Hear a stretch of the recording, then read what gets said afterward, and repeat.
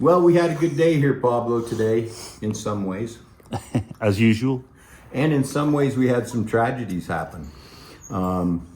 It's interesting. Each day is like that. But the first thing that we did today, Pablo did the inlays on this Cocobolo flute. How did the inlays go, Pablo? Interesting. They went very well, and they look great, I think. I do too. Yeah. Yeah, they're fabulous. Yeah. And so that was nice. And then he started sanding it.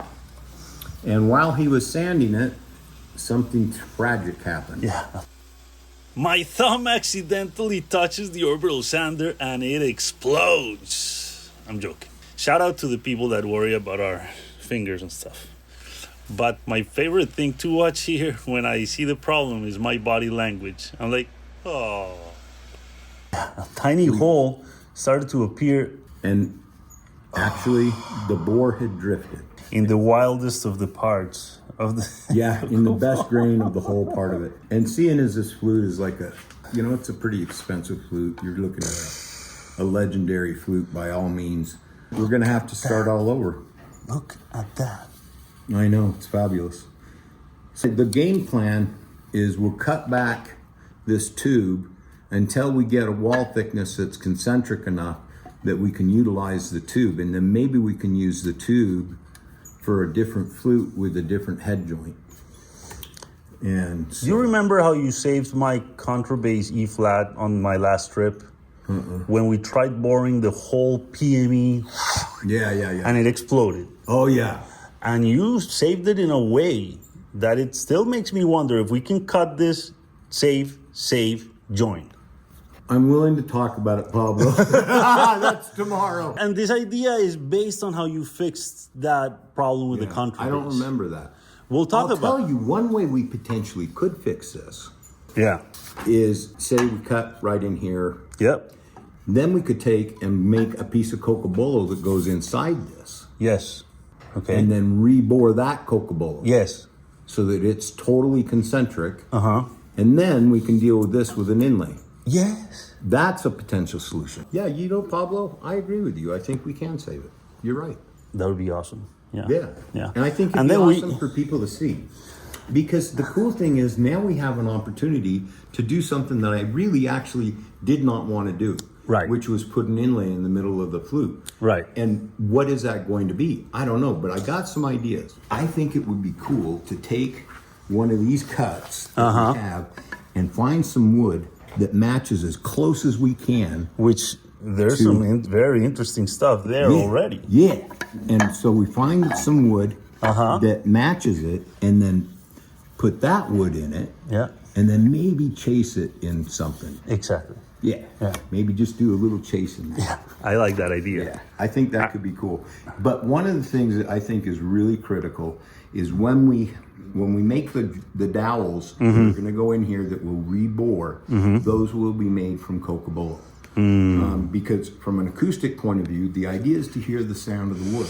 Yep. And as we're getting geometries tighter and tighter and tighter, we're getting better and better at hearing that sound. And that's what I want. That's what I want for you guys. I want you to be able to pick up a flute and really actually hear the difference between the woods. Yes. And yes, all the nuances, because there's all different frequencies that come in and out. And geometries affect those so much more.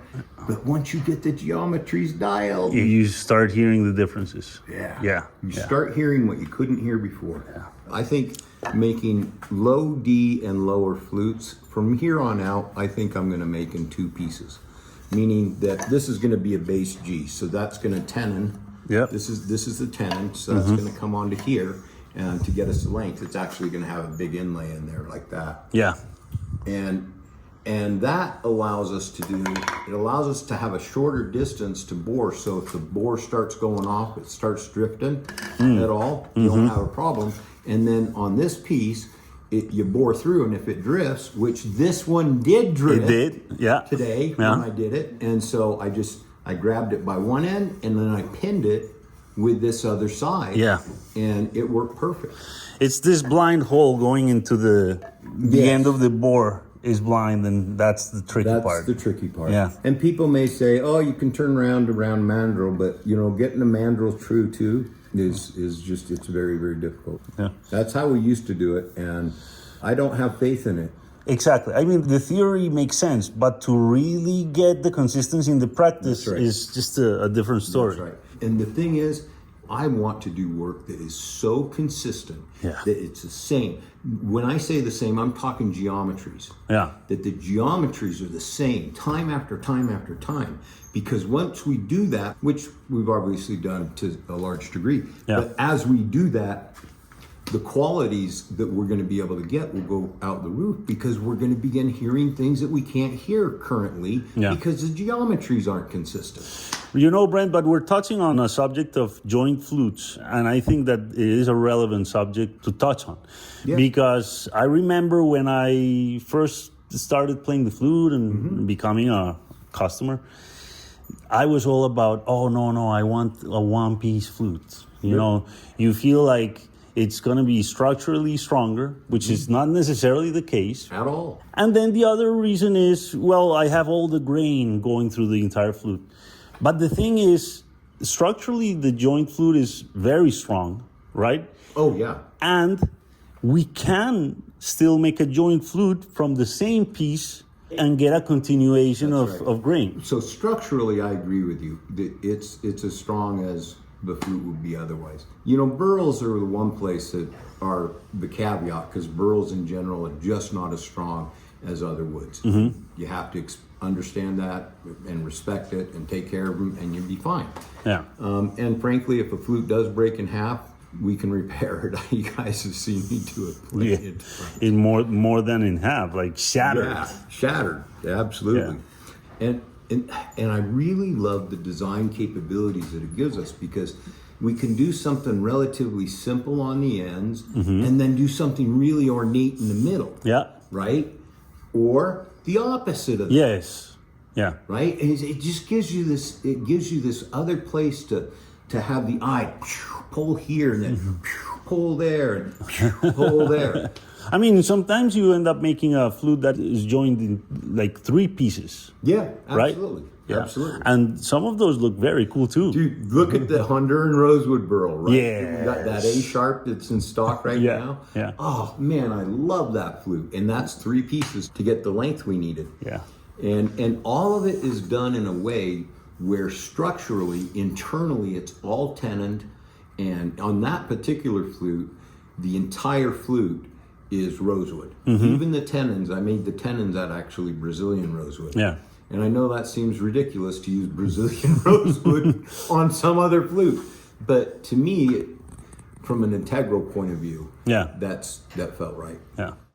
Just one quick thing on this, Paul, because we had this monstrosity sitting here. Yeah, right.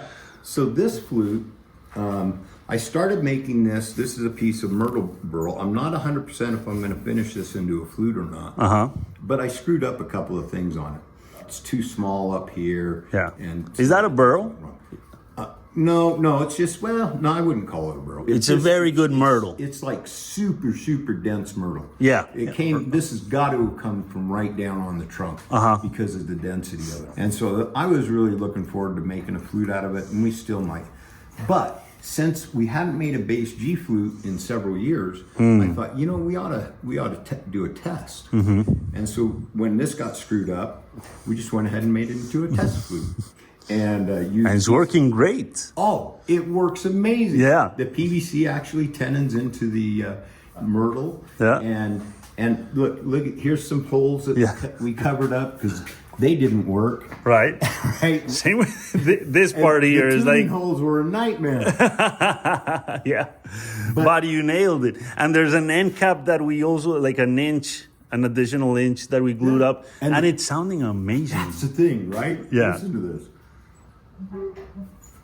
Isn't that amazing?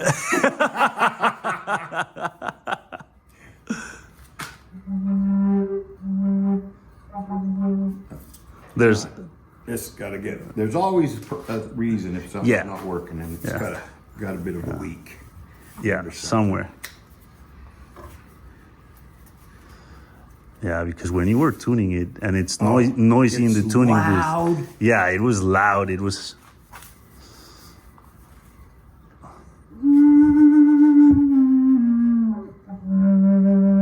I think it was my poor technique. Oh, I know what the problem is. There you go.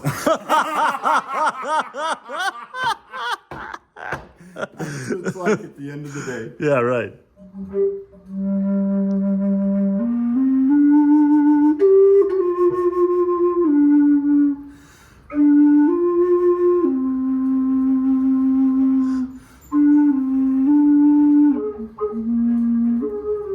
Sounds like there's a leak or something. It does. It sounds Right? like, but there's so many pieces of tape and different things on this that, yeah, who knows? Yeah. But anyways, it worked. It worked for getting the numbers we needed for tuning, and that was its purpose originally. Yeah, that's great. Good day, Pablo. Yeah, thank you, Well Brett. done.